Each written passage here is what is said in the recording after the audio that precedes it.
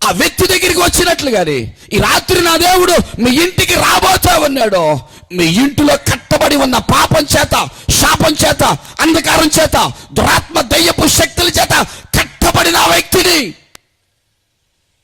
కనికరించబోతా ఉన్నాడు. దేవునికి మహిమ కలుగునుగాక. హల్లెలూయా. వాడి మీదంట కనికరపడ్డాడంట. కనికరపడి ఆడి దగ్గరికి వెళ్తా ఉంటే ఈడంటాడు, అయ్యా యేసయ్యా, యేసయ్య బిడ్డలారా, యేసయ్య సేవకులారా, మాతో మీకేంటి పని? రే, నువ్వు కట్టబడి ఉన్నావు, నువ్వు బంధించబడి ఉన్నావు. పాపం చేత, శాపం చేత, కామ క్రోధ మదమత్సర్యాల చేత, దుర అలవాట్ల చేత నువ్వు కట్టబడి పట్టబడి ఉన్నావు.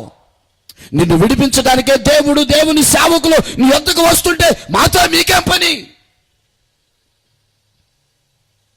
అనే వ్యక్తులు, భక్తులు చాలా మంది ఉన్నారు.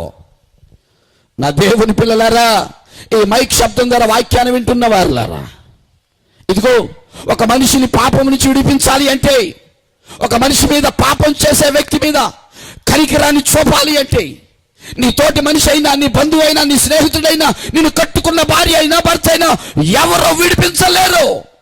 విడిపించగలగాలి అంటే వాడు పరిశుద్ధుడై ఉండాలి. నేను ఆరాధిస్తున్న దేవుడు, నేను ప్రకటిస్తున్న దేవుడు పరిశుద్ధుడైన దేవుడు. ఆయన పేరే నజరేయుడైన యేసు.